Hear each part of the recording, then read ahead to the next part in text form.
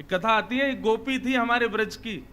अभी 400-500 वर्ष पहले जब श्रीनाथ जी गोवर्धन में विराजते थे तो कथा सुनने जाती थी, और कथा सुनकर के कथा में एक दिन व्यास जी बता रहे थे, बोले गोपियां जबरदस्ती मीठा मीठा सुंदर सुंदर माखन जबरदस्ती रखती हैं ताकि कन्हैया आवे चुराने के लिए। बोले जैसे ही दिखता है कि कन्हैया जा रहे हैं मार्ग से तो गोपियां जबरदस्ती माखन ऐसी जगह रखती हैं ताकि कन्हैया की दृष्टि पड़े और वो चोरी करने आवे। ठाकुर जी मन बना के चोरी करने किसी के घर में जा रहे हैं, ये बात तो एक है ही, लेकिन गोपियां भी कम थोड़ी हैं। जबरदस्ती ऐसी जगह रखती हैं कि कन्हैया को दिखे, कन्हैया को सुगंधी आवे। एक गोपी, उसके बारे में प्रसंग आता है, वो तो उसका देवर था छोटा सा, वो ठाकुर जी की मंडली में रहता था। बहुत ध्यान से सुनो, ठाकुर जी की मंडली में रहता था, तो जबरदस्ती अपने देवर को दिखाते हुए मक्खन निकालती थी ताकि ये जाके कन्हैया को बतावे कि आज दोहरी गैया का मक्खन निकला है, तो कन्हैया चोरी करने आ जाएगा। अब वो गोपी ये कथा में सुनती थी ये सब भाव, तो उसके मन में आता, मैं कब ऐसी चोरी करवाऊं ठाकुर जी से। तो वो क्या करती थी, रोज दूध निकाल करके उसकी छाछ उसका दही जमा के उसको बिलो के मक्खन लेकर के मटका में मक्खन भर के श्रीनाथ जी का दर्शन करने जाती। सब लोग तो दर्शन करते, लेकिन वो अपने मटके के ऊपर के भाग को खोल के श्रीनाथ जी को दिखाती, बोले लाला बड़ो मीठो मक्खन निकारो मैंने, तू आजा चोरी करवे। मैं कोई सो ना कहूंगी और मैं ऐसे ऐसे अपने छीके पे टांग दूंगी, तू आ जाइयो चोरी कर जाइयो। रोज जाती और रोज मक्खन दिखाती। अच्छा, और फिर ठाकुर जी से एक दिन क्या बोली, लाला मोह लगे अब तुम्हें बल बचो ना है, पहले द्वापर में तुम्हें खूब बलो, गोपीन के यहां जा जा के चोरी करता, अब ना आ सके। यदि लाला तेरे अंदर हिम्मत है तो मेरे घर पर चोरी करके दिखा तो मैं मानूं। ठाकुर जी को चैलेंज दे रही है, और ये कोई द्वापर की बात नहीं, अभी इसी कलिकाल की बात। ठाकुर जी को बोलती है, यदि तो में ताकत है लाला तो मेरे घर चोरी करके दिखा। श्रीनाथ जी विराज रहे थे, ठाकुर जी तो पूरे दिन बेचैन, आज ठाकुर जी का मन नहीं लगे मंदिर में। अच्छा, ठाकुर जी का मन नहीं लग रहा ये कैसे पता चले, अब वंशी धराओगे गिर जाएगी, भोग धराओगे पलट जाएगा, झारी जी लुढ़क जाएंगी, मुकुट गिरेगा, श्रृंगार उतर उतर के भागेगा, ये समझो ठाकुर जी का मन नहीं लग रहा है। हम तो अनुभव करते हैं अपने लाल जी का। श्रृंगार में कई बार ऐसा होता है, कितना भी श्रृंगार कर लो बढ़िया से, ठाकुर जी श्रृंगार करवाते ही नहीं। और अधिकतर पता है ठाकुर जी ये कमरे में नहीं करते, जैसे कमरे में श्रृंगार विंगार गिरदे नहीं, जहां पे मेरी लाज जा रही होगी, दुनिया देख रही होगी, वहां करेंगे। ये मैंने अनुभव किया है।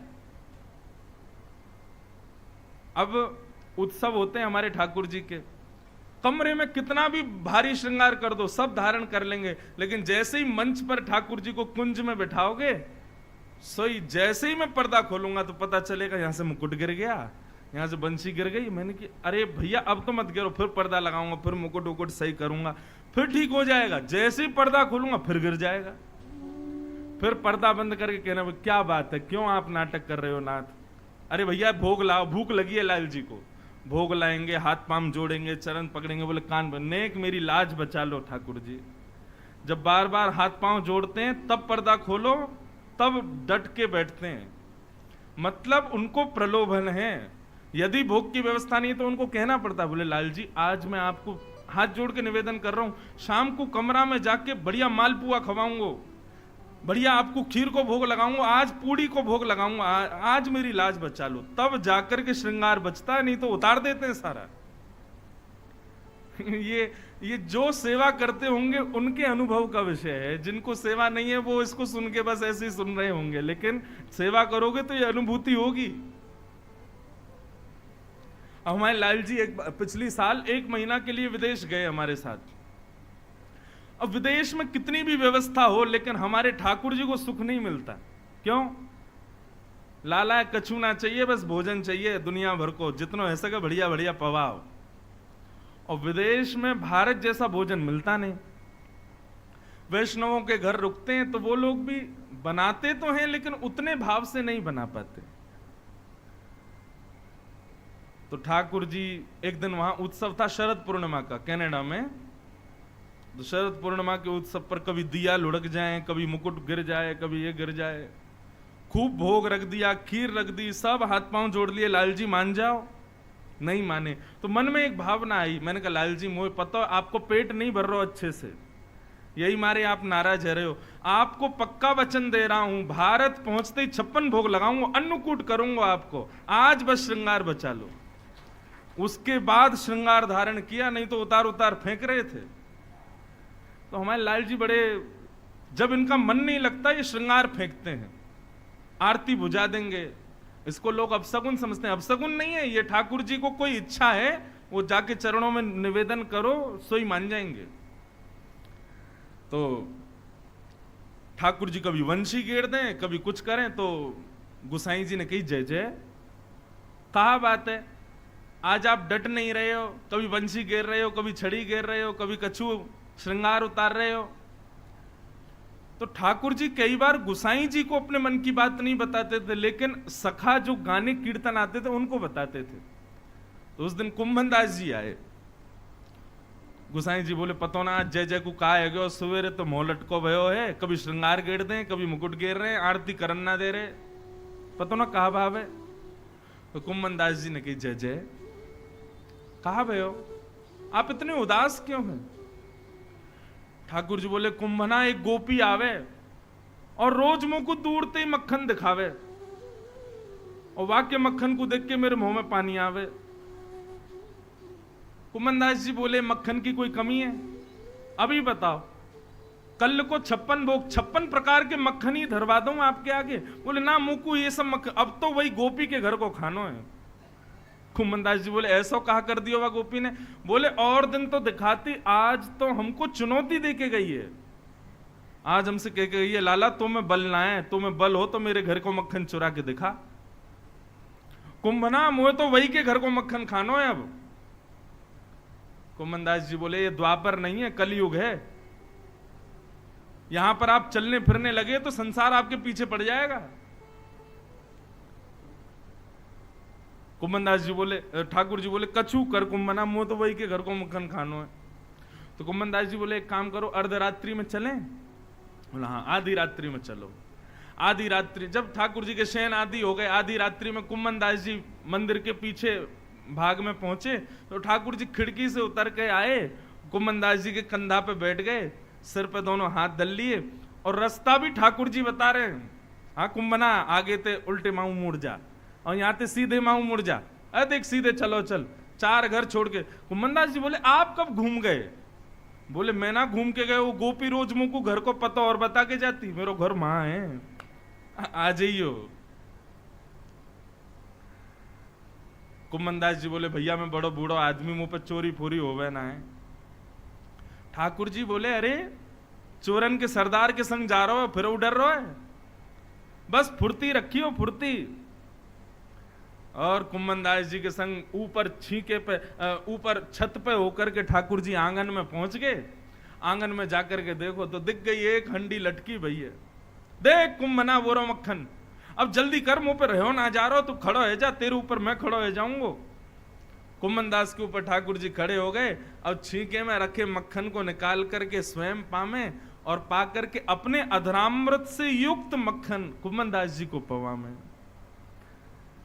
कुंभनदास जी को आज वो सुख लग रहा है मानो वो स्वयं कोई मधुमंगल श्रीदामा, तन सुखा मन सुखा धन सुखा, ठाकुर जी के सखा हैं ये, इन सब के भाव में देख रहे हैं।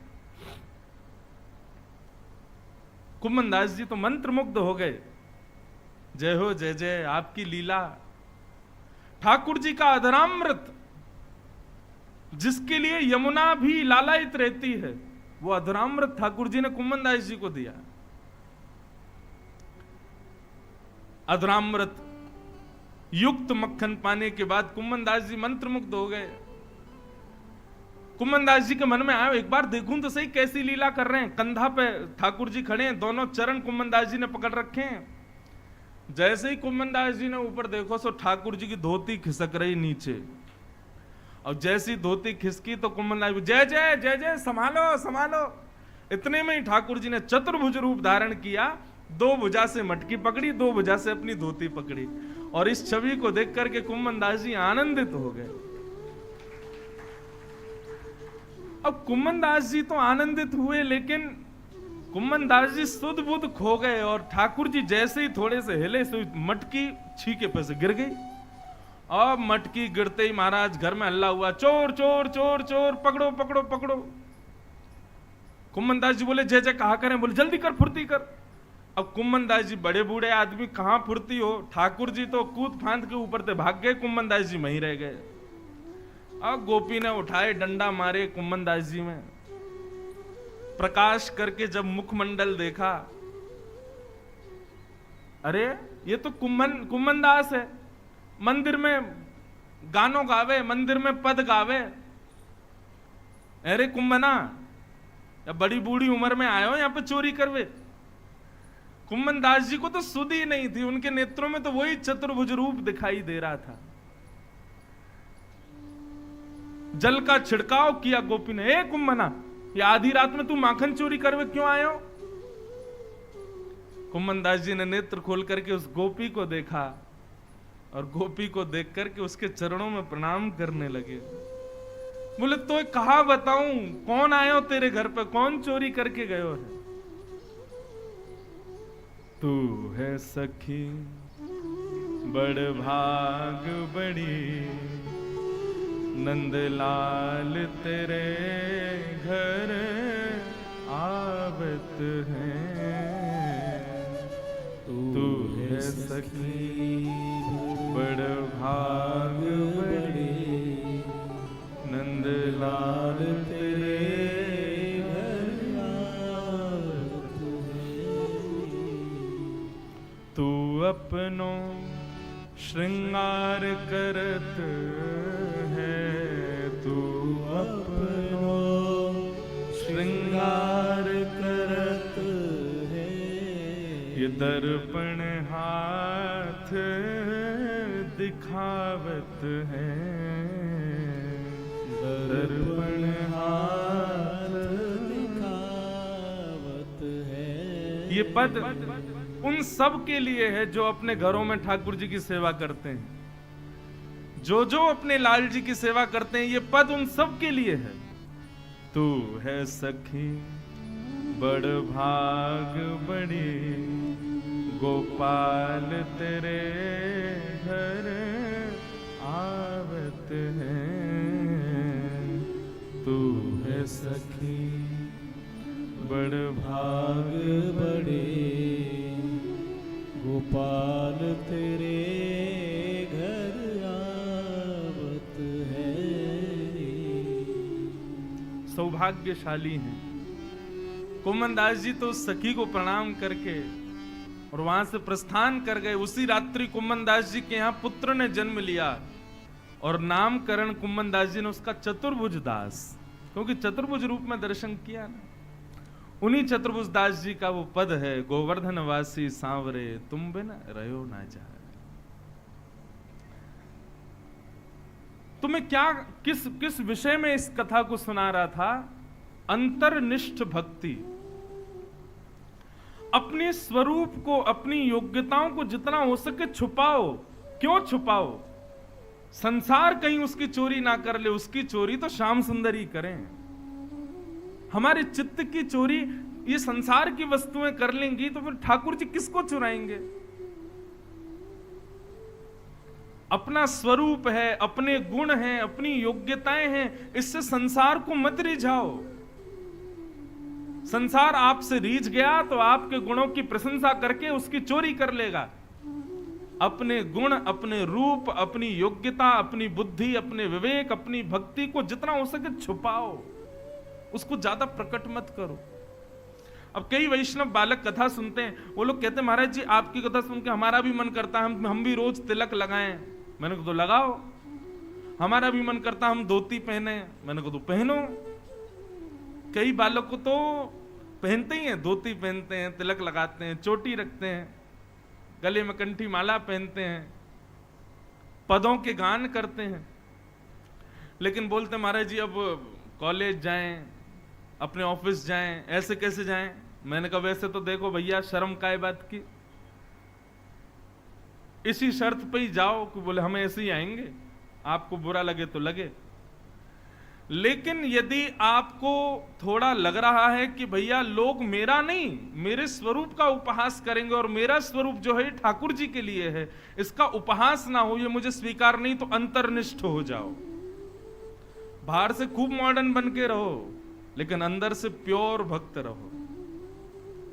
रही बात तिलक की, तो जल हाथ में लो और श्री कृष्ण का ध्यान करके जल का ही तिलक लगा लो। रही बात स्वरूप की, खूब बाहर से कुछ भी पहनो, लेकिन अंदर से प्योर वैष्णव बन करके रहो। निरंतर कृष्ण का स्मरण करो, निरंतर स्वामिनी जी का स्मरण करो। उनके लिए ये अंतर्निष्ठ भक्ति है। पहला तो प्रयास करो कि आप अपने स्वरूप में रह सको, लेकिन स्वरूप में रहने में आपको उपहास का डर लग रहा है कि कोई उपहास ना करे, तो उपहास से डरना कैसा? लेकिन कई लोगों का भाव होता नहीं महाराज जी, हमारे स्वरूप का उपहास मतलब ठाकुर जी के प्रिय स्वरूप का उपहास है, इसलिए हम नहीं चाहते। तो उनके लिए अंतर्निष्ठ भक्ति है। और ये विषय मैं इसलिए कह रहा था कि आज हमारे बीच में जो महाराज जी पधारे हैं ना, ये अंतर्निष्ठ हैं। इनको देख करके आप इनकी योग्यता, प्रबलता, श्रेष्ठता को पहचान नहीं पाओगे, क्योंकि आपको प्रसन्न करने के लिए इनका स्वरूप है ही नहीं। इनका स्वरूप तो गंगा मैया को प्रसन्न करने के लिए, इनका स्वरूप तो श्रीमन नारायण को प्रसन्न करने के लिए है। अंतर्निष्ठ भक्ति को थोड़ा छुपाओ। और इस पद को तो याद कर लो, जो अपनों सुख चाहे हो तो मूर्ख बन के रहो। अपना सुख चाहते हो तो सर्वदा अयोग्यता दिखाओ कि हम तो किसी योग्य हैं ही नहीं, हम तो किसी लायक हैं। और इस बात की पुष्टि करते हैं श्रीमद् भागवत में जड़ भरत जी महाराज। हम तो जल्दीबाजी में जड़ भरत की कथा कही नहीं। जड़ भरत जी के प्रसंग में आता है कि जड़ भरत जी ने अपने आप को पूर्ण जड़ बना लिया। उनके भाई लोग कहते कि भैया खेत की रखवाली करना, कोई जानवर नहीं आवे। भैया जैसे चले जाते तो जड़ भरत जी अपने खेत के दरवाजे और खोल देते, पकड़ पकड़ के गैया ले आते, लाओ भैया राम जी की गैया, राम जी को खेत खाओ मेरे प्यारे, भर भर पेट। पूरे खेत को उजड़वा देते। उनके भैया कहते भैया यहां गड्ढा करना है, तो गड्ढा क्या करते महाराज, सुरंग बना देते। मतलब सारे काम उल्टे करते थे जानबूझ करके। क्यों? ताकि ये सब मुझे सर्वथा अयोग्य समझें और आइंदा मुझे संसारी कामों में ना लगाएं। और ये औरों की तो क्या कहो, ये देवादिदेव महादेव ने भी तो यही किया। जब ब्रह्मा जी ने कहा कि सृष्टि करो, तो इन्होंने भूत प्रेत पिशाच क्यों बनाए? क्या महादेव नहीं जानते मानव कैसे बनेगा? इन्होंने भूत प्रेत इसीलिए बनाए ताकि ब्रह्मा जी मुझको सृष्टि का काम ना दे, मैं तो भजन करना चाहता हूं। सांसारिक सेवाओं से बचने के लिए इस फॉर्मूला को मत अपनाइएगा। ये तो केवल भक्ति भजन वालों के लिए है। भजन में बाधक यदि कोई क्रिया बन रही है तो वहां पे सर्वथा अपने आप को अयोग्य दिखाओ। हम तो इसके योग्य हैं ही नहीं, हम तो इसके लायक है ही नहीं, ऐसा दिखाओ। अंतर्निष्ठ छुपाओ। किसी का मन पहाड़ों में लग जाता है, किसी का समुद्र में लग जाता है। अब हमारी स्थिति देखो, हम हर 7 दिन में अलग अलग जगह हैं। अभी 7 दिन पहले सोमनाथ में थे, वहां का समुद्र अलग है, वहां का नजारा अलग है। अब 7 दिन ऋषिकेश में थे और कल चले जाएंगे जगन्नाथपुरी, वहां का माहौल ही अलग होगा। कहां कहां से मन को बचाएं अपने। सब जगह के सौंदर्य अपनी ओर आकृष्ट करते हैं, लेकिन फिर भी इसको बचाते हैं ताकि इसका हरण केवल श्याम सुंदर करें और कोई ना करे, इसको कोई और ना चुरा ले।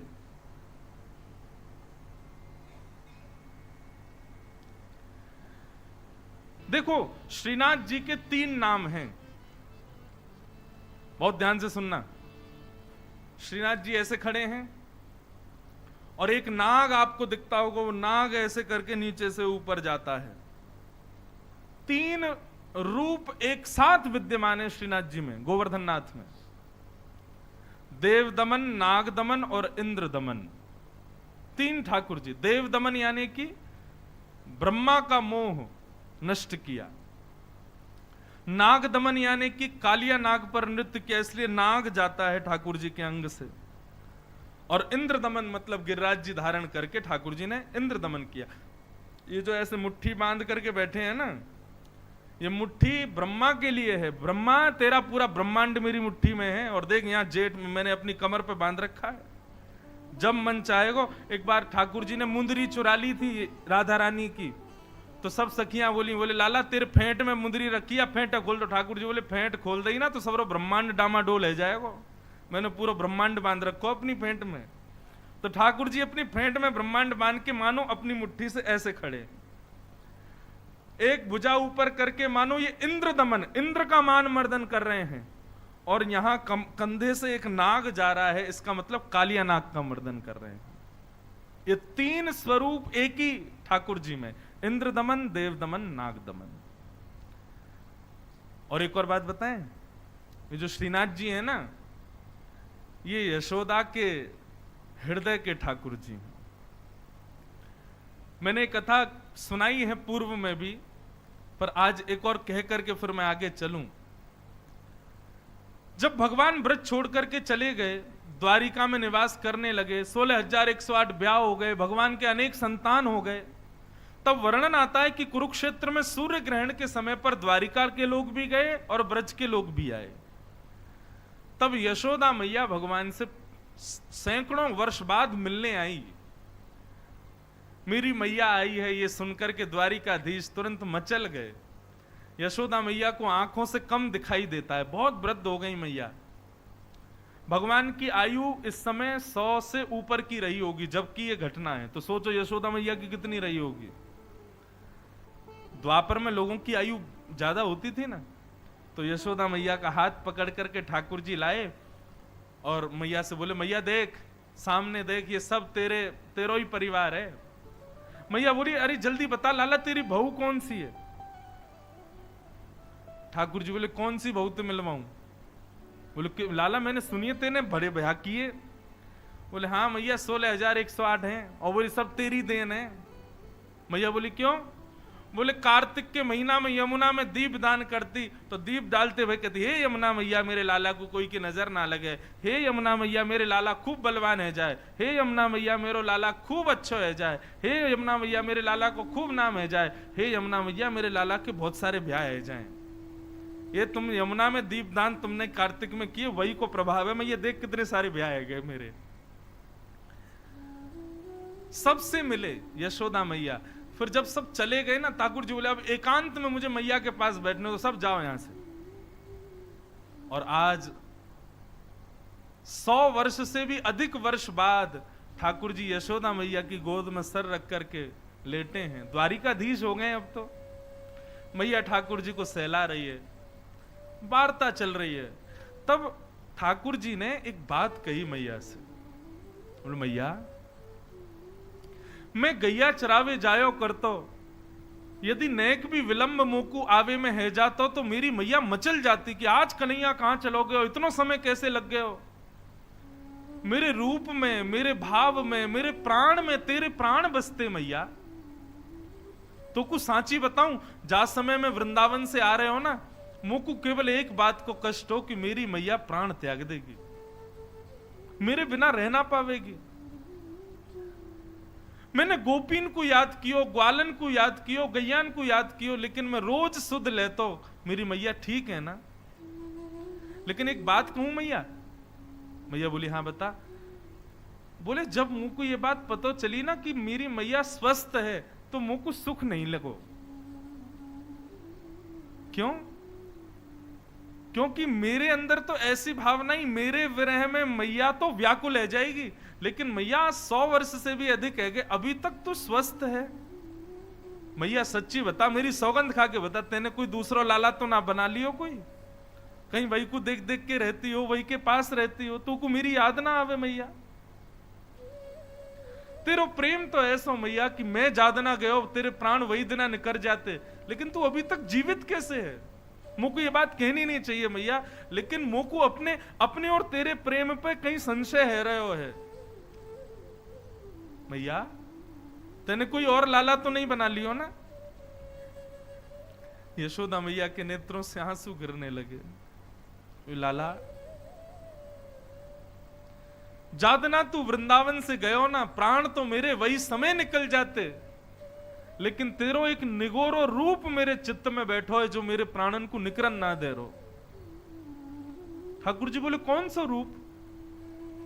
बोले लाला, जब इंद्र ने हमारे यहां प्रकोप कियो और जब मेरे नन्हे से बाल कृष्ण ने अपनी एकन्नी उंगली पर गिरिराज जी धारण किए, मैं इतनी चिंतित है गई, इतनी व्याकुल है गई, मेरे लाला के ऊपर कितना भार। लाला 7 दिन तक अपलक नेत्रन ते तेरे वा रूप को मैंने निहारो, मैंने पलक भी नहीं झपकी। और स्थिति ये भाई कि वाह के बाद में जब जब अपनी आंख बंद करूं तब तब तेरा वही रूप मुंह को दिखाई देवे। प्राण तो निकलनो चाहे, लेकिन तेरो निगोरो रूप मेरे भीतर से प्राणन को निकरन नहीं दे रहे हो है। लाला, मैं अभी प्राण त्याग दूं, तू वह रूप को मेरे हृदय से निकाल दे। मैं तो चाहूं ना हूं तेरे बगैर जीनो, लेकिन वो रूप मेरे भीतर रह करके मेरे प्राणन को बचा के रखे। यशोदा मैया को जैसे ही ठाकुर जी ने हृदय से लगाया तो वही मैया का स्वरूप ठाकुर जी को दिखाई दिया, और वही है ठाकुर जी का श्रीनाथ जी स्वरूप। ये यशोदा का हृदय का स्वरूप है। और जब कलयुग प्रारंभ हुआ, लोग गोवर्धन की महिमा भूल गए, लोग जान ही नहीं रहे थे कि इनकी कितनी महिमा है। तब ठाकुर जी ने विचार किया कि भैया हमारा अवतार तो बहुत बाद में होगा, लेकिन गिरिराज जी की महिमा स्थापित करो। तब यशोदा के हृदय के ठाकुर जी को भगवान ने गिरिराज जी से पुनर्प्रकट करा दिया। वही है श्रीनाथ जी। बोल श्रीनाथ प्यारे की जय, श्री गोवर्धन नाथ की। बड़ी कथाएं हैं गोवर्धन स्वरूप की। जो अति वृद्ध लोग हैं, जिनकी आयु 60 से ऊपर चली गई है, ऐसे लोगों को गोविंद शब्द का उच्चारण ज्यादा करना चाहिए। गोविंद गोविंद गोविंद गोविंद गोविंद। गो यानी गाय और गो यानी इंद्रियां। 60 के बाद इंद्रियां जो है शिथिल हो जाती हैं। आंखों पे पड़ेगा जाला, नाक से बहेगा नाला, लाठी से पड़ेगा पाला, जरा जिंदगानी का, चल फिर भी नहीं पाओगे। तो उस समय क्या करना है? गो यानी इंद्रियां और विंद माने रक्षा करने वाले। हे हमारे इंद्रियों के रक्षक गोविंद, हमारी रक्षा करो। गोविंद नाम का उच्चारण वृद्ध लोग करें और गोपाल नाम का उच्चारण युवा लोग करें। गोपाल गोपाल गोपाल, ये युवाओं को बोलना चाहिए। गो यानी इंद्रियां और उनके जो पालनहार हैं, उनके जो पालक हैं, ऐसे गोपाल। बाकी भैया जो नाम तुमसे भूल जाए वो बोलो, लेकिन बोलो। इस प्रकार भगवान का नाम गोविंद रखा गया। गोवर्धन उत्सव यहां विश्राम हुआ। 2 शब्द 2 लाइन गा करके हम इस उत्सव को विराम दें। गोवर्धन वासी सांवरे,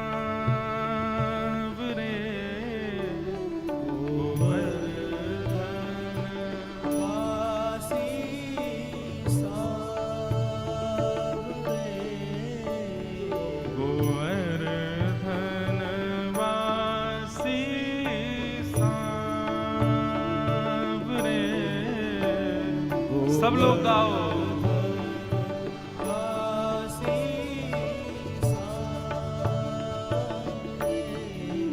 लाल तुम बिन रहो न जाए, ओ लाल तुम बिन रहो न जाए।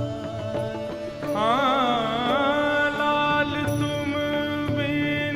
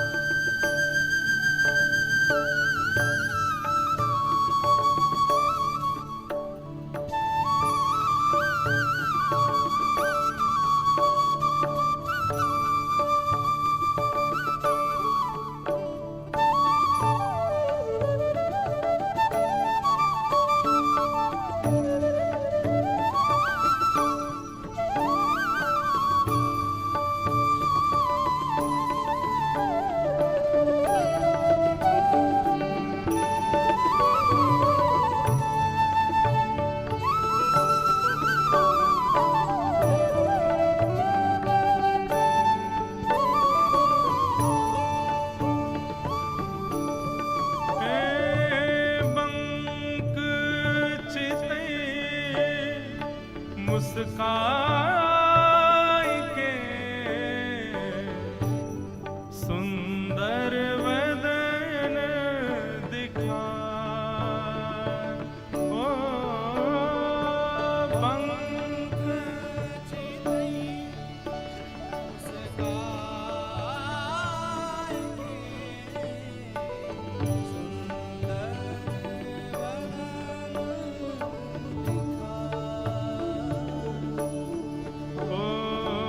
लोचन तड़पे मीन जो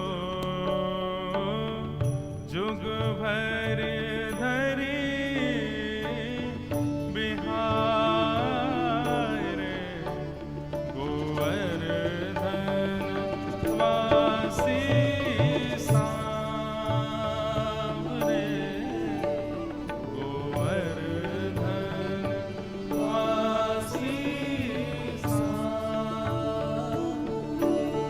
लाल तुम बिन रहो न जाए, ओ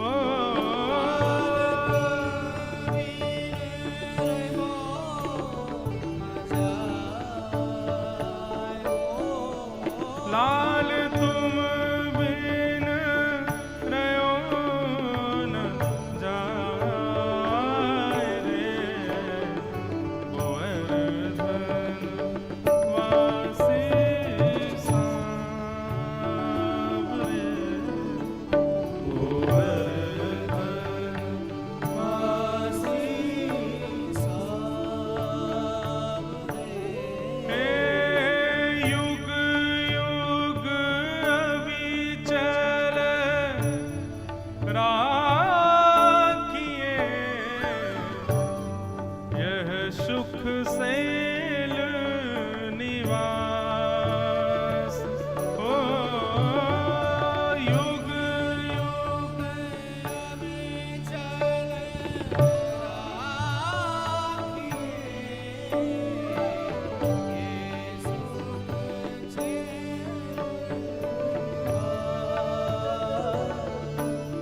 ओ श्री गोवर्धन रूप पे बल जाए चतुर्भुज दास, गोवर्धन वासी सांवरे, गोवर्धन सी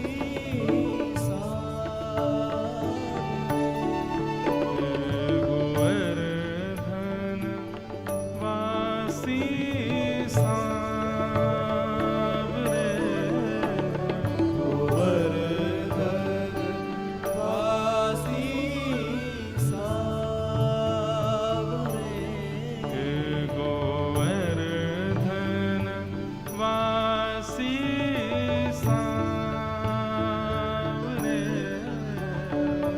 गोवर्धन वासी सांवरे। श्री गोवर्धननाथ की जय।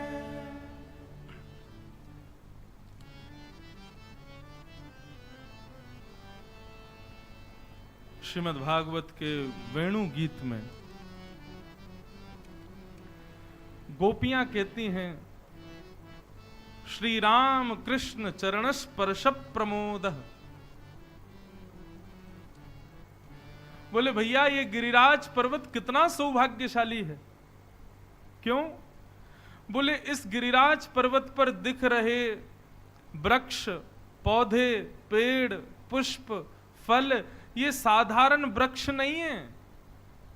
गोपियां बोली तो फिर क्या है? बोले कि जब कृष्ण अपनी गैया चराने के लिए गिरिराज जी पर जाते हैं और जैसे ही अपने कोमल चरणार विंदों को गिरिराज जी से स्पर्श कराते हैं तो कन्हैया के चरणों का स्पर्श पाते ही गिरिराज जी के रोंगटे इनके रूप में खड़े हो जाते हैं। ये पौधे वृक्ष आदि ये वृक्ष पौधे नहीं है, बोले गिरिराज जी के रोंगटे हैं। बोले हमारे लाला के आते ही पुष्पित पल्लवित और खड़े हो जाते हैं। ऐसे हरिदास वर्य श्री गिरिराज जी को हम प्रणाम करते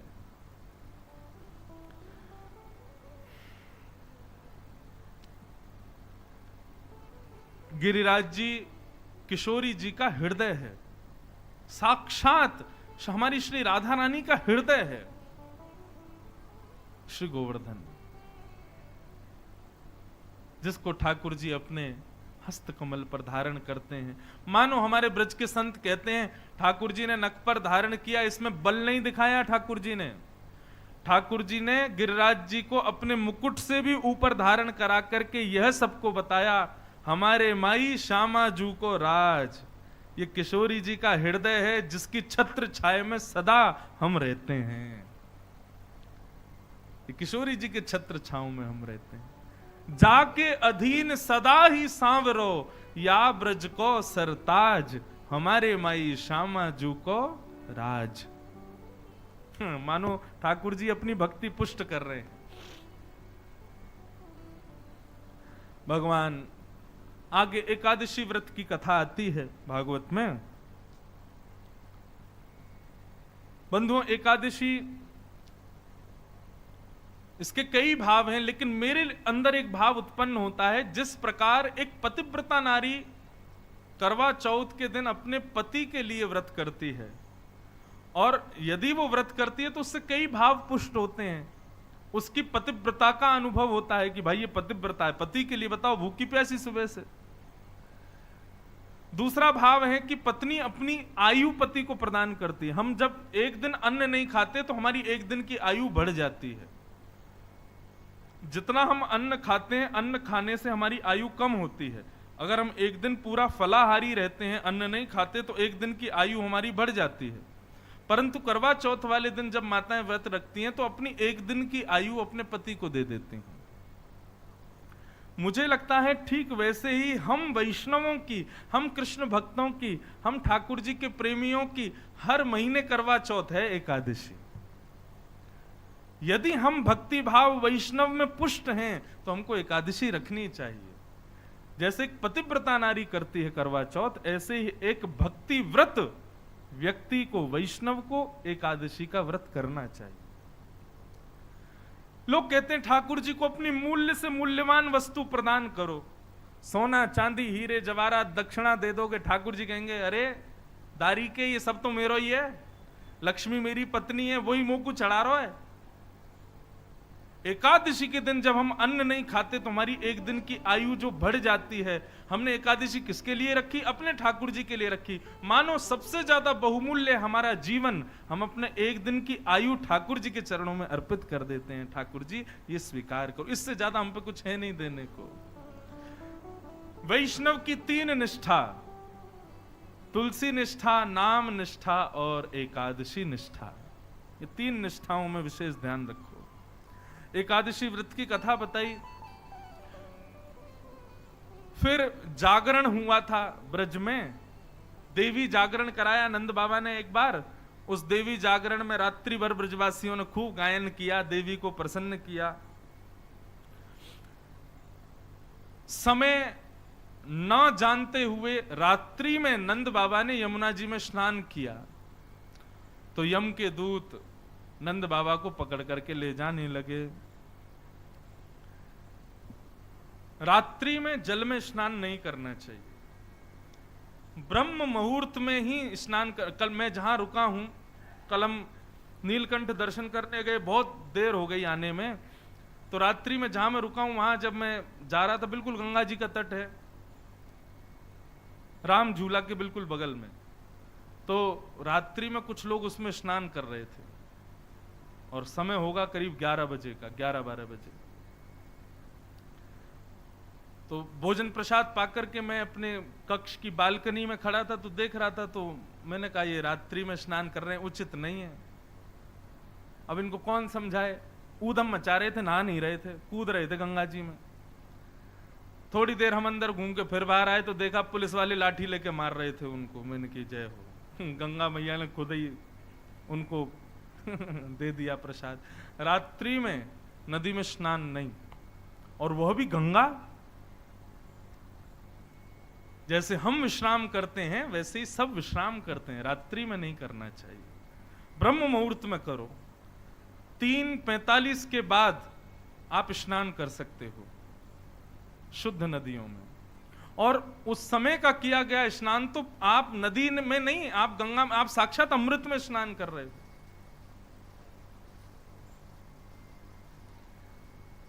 तो नंद बाबा ने समय ना जान करके रात्रि में स्नान किया, दूध पकड़ के लेके, फिर भगवान उनको छुड़ा के लाए वहां से। फिर नंद बाबा को सब विस्मृति कराई, कुछ याद नहीं रहा। फिर आगे कथा आती है रास पंचाध्यायी, और अब यहां से रास की कथा प्रारंभ हो रही है। बहुत ध्यान से सब लोग सुनिएगा।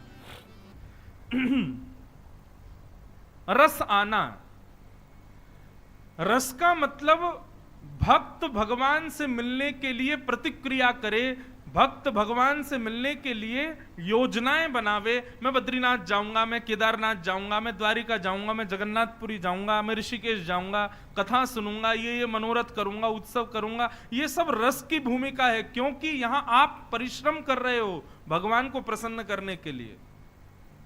लेकिन रास में उल्टा है, रास में भगवान प्रतिक्रिया करते हैं अपने भक्त से मिलने के लिए।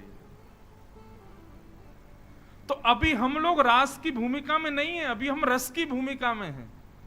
लेकिन इस रस को ले ले करके, इस रस में आ करके, बार बार कथाएं सुन के, बार बार मनोरथ दिव्य उत्सव करके अपने आप को इतना रस से लबालब कर लो कि आपके उस रस को चखने के लिए ठाकुर जी रास करें, ठाकुर जी प्रयास करें।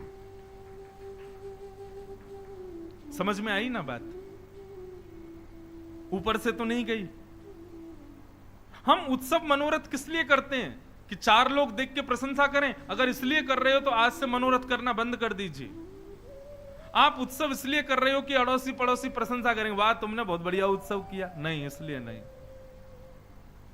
उत्सव ठाकुर जी की प्रसन्नता के लिए, और ठाकुर जी को यह बताने के लिए, नाथ हमारा भाव शुद्ध है, आप भी अब मन बनाओ हमारे पास आने का। मंदिर में रहते हो भगवान, कभी बाहर भी आया जाया करो। मैं रोज तेरे दर आता हूं, कभी तुम भी मेरे दर आया करो।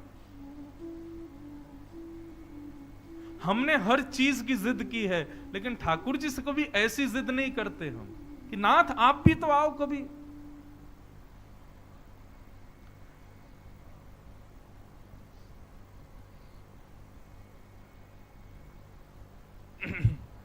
यही है रस में और रास में अंतर।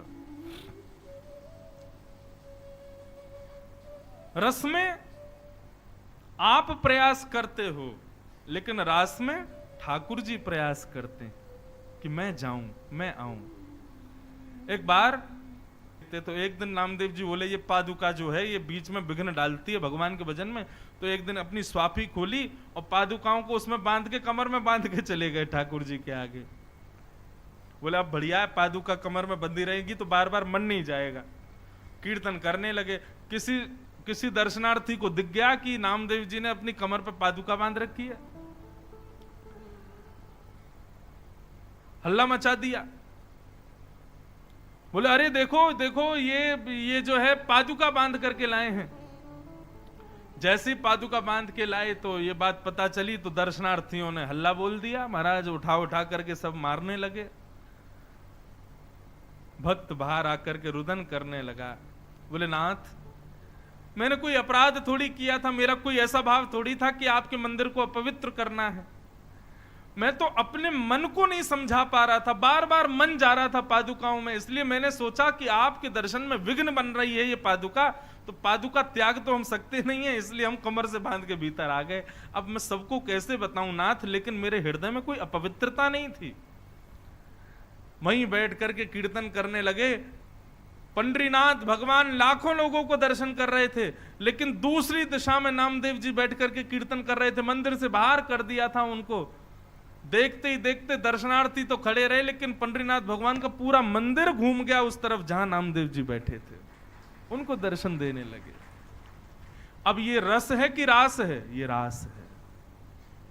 जहां भक्त के लिए ठाकुर जी कोई योजना बनावे, कोई प्रतिक्रिया करें, कोई परिश्रम करें, उसको रास कहते हैं। लेकिन हम लोग इतने बेचारे सीधे हैं हम लोग कि हमको रस में ही सुख मिल जाता है, हमको रास की इच्छा ही नहीं हो रही। लेकिन मेरी मानो तो रस से अब रास की ओर बढ़ो। ठाकुर जी से धीरे धीरे प्रयास करो। रोज मैं ही थोड़ी आऊंगा, रोज मैं ही थोड़ी करूंगा, आप भी तो कृपा करो कभी मुझ पे।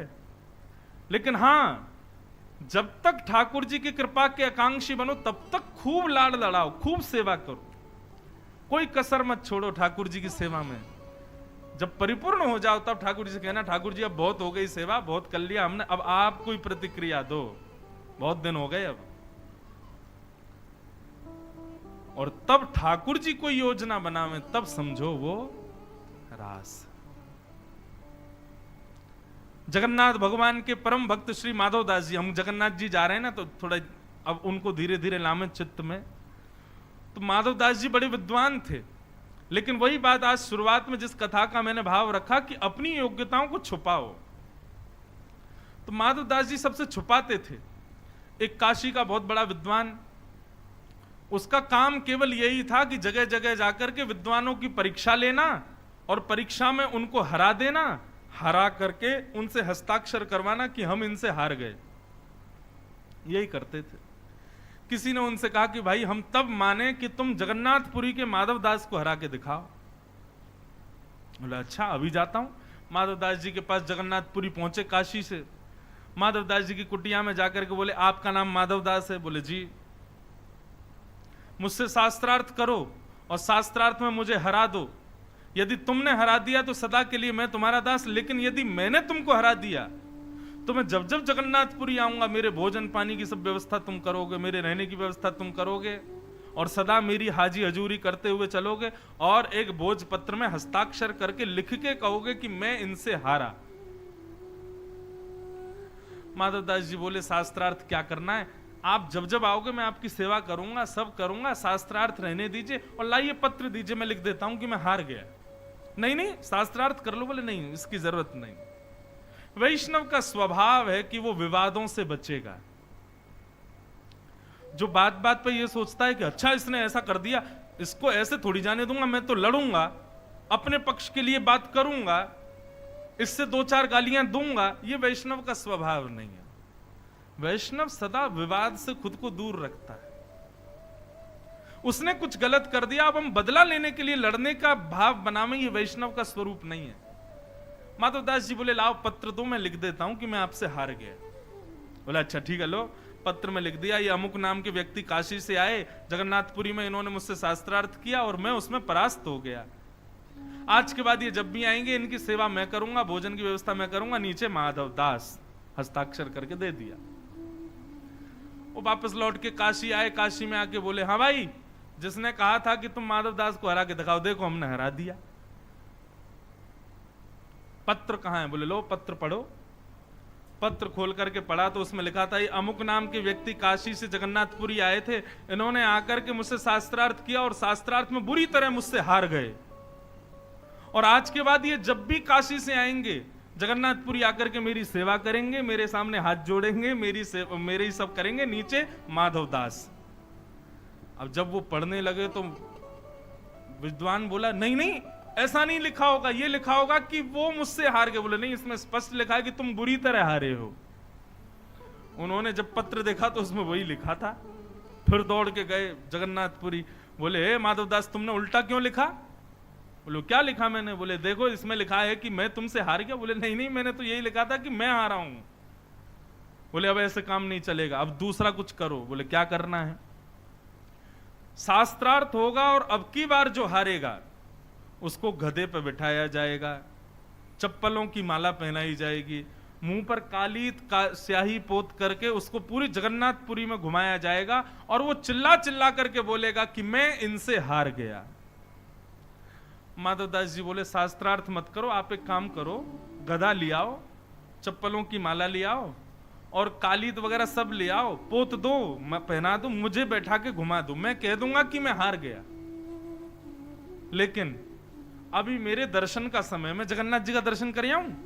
बोले करे आओ। बाहर वो गधा और माला वाला सब लेके खड़े थे। माधवदास हारा होगा। अब यहां माधवदास जी तो दर्शन करने गए, जगन्नाथ जी माधवदास का रूप धारण करके बाहर आ गए। बाहर आकर के देखा तो वो गधा और चप्पलों की माला और काली स्याही लेकर के खड़े थे। आओ माधवदास पोत दें। और माधवदास थोड़ी थे, जगन्नाथ जी थे। जगन्नाथ जी बोले इसको रखो, पहले अब तुम शास्त्रार्थ ही करो हमसे। वो तुम तो मना कर रहे थे, बिना शास्त्रार्थ के हार मान रहे हो। बोले नहीं नहीं, अब तो शास्त्रार्थ होगा। अब जगन्नाथ जी से वो जीत पाएगा? शास्त्रार्थ हुआ महाराज, जगन्नाथ जी ने पछाड़ दिया उसको। लेकिन माधवदास के रूप में थे, भीड़ इकट्ठी हो गई। अब शर्त के अनुसार पहनो चप्पल की माला। और विद्वान को चप्पल की माला पहनाई, पूरे मुंह पे कालीत पोत दी, गधे पे बैठा दिया। बोले जाओ पूरे जगन्नाथपुरी में हल्ला करो कि मैं माधवदास से हार गया। अब वो सब जगह कहे मैं माधवदास से हार गया, मैं हार गया, मैं हार गया। अब जगन्नाथ जी तो वहां से चले गए, माधवदास जी निकल के आए मंदिर से। बाहर आकर के देखा तो वो बेचारा विद्वान खुद ही गधे पे चढ़ के डोल रहा था, मैं हार गया, मैं हार गया। माधवदास जी बोले अरे भैया ये क्या कर लिया, थोड़ा 5 मिनट रुक जाते, मैं आ गया था, मुझे बैठा दो गधे पे। बोले अरे अब क्या हमारी तौहीन करने आए हो, हमको हराने आए हो? विराजो भगवान, आओ पधारो। हमारा अपमान करने के लिए। माधवदास जी बोले नहीं रुक जाते भैया, हम अभी आ गए थे 5 मिनट में, तुम तो खुद ही बैठ गए गधे पे। बोले रहने दो, हमारी तौहीन करना चाहते हो? एक तो भरे समाज में हमको हरा दिया और उसके बाद अब हमसे और कुछ। अरे भैया हार गए, मान ली हमने, स्वीकार कर लिया, हम तुमसे नहीं जीत पाएंगे। माधवदास जी बोले मैंने तो कुछ किया ही नहीं। सब आके माधवदास जी को प्रणाम करें। बोले आपकी विद्वत्ता को प्रणाम है।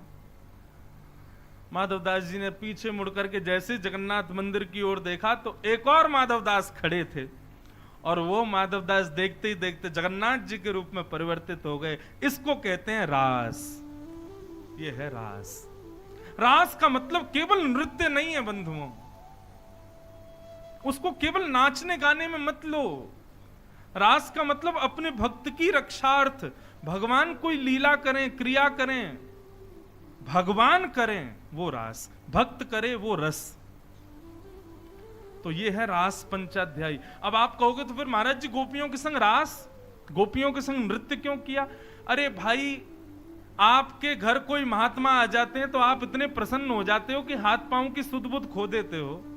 भगवान स्वयं आ जाएंगे तो क्या करोगे? नाचोगे ही, फिर नृत्य ही होगा।